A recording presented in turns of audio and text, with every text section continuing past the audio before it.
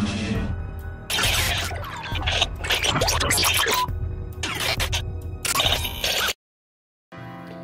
guys, ngayong gabi ituturo ko po sa inyo kung paano magawa ng suka sa dalawang items lang at isang balding tubig. So ito po yun guys, yung acid.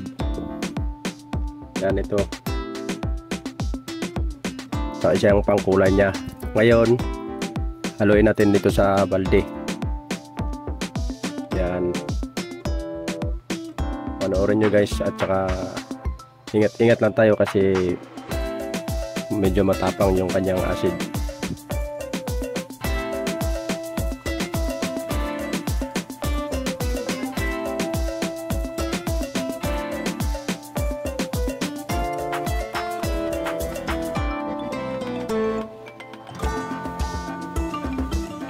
Ngayon ilalagay natin yung pangkulay.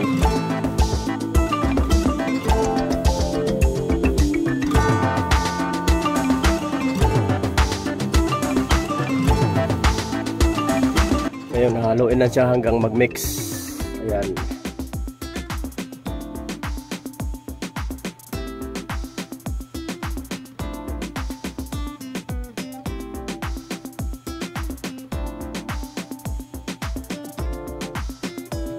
Yan, ganun lang kabilis sa halagang 65 pesos may suka ka na.